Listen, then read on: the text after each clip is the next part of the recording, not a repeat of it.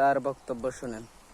বিজ্ঞানীরা দেখছে যে খাবারগুলো খাইলে পরে আমাদের শরীরে অক্সিডেটিভ ফসফোরাইলেশন নামে একটা বিক্রিয়া হয়, যেটা বেশি দ্রুত হইলে মৃত্যুর দিকে আগায় যায় দ্রুত।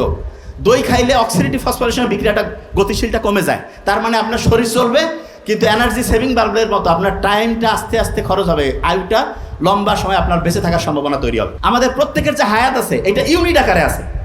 আমরা যদি এখানে বোমা ফেলি, প্রত্যেকের ইউনিট এখনই শেষ, প্রত্যেকে মারা যাবে। তার মানে হচ্ছে হায়াতের যে ব্যাপারটা এটা ইউনিট আকারে।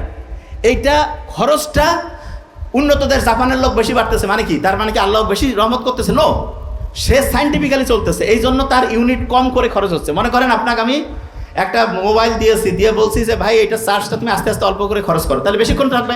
তাড়াতাড়ি যদি বেশি গেম খেলে নষ্ট করো, শেষ, তাড়াতাড়ি অংশ। বোঝা গেছে? ইউনিট আকারে থাকে যে জিনিসটা। তবে হ্যাঁ, এখানে ভালো করে বলতেছি যে কার হায়াত কতটুকু থাকবে এটা আল্লাহ জানে, কিন্তু আমাদের চেষ্টা করতে হবে যাতে করে আমরা ইউনিটটা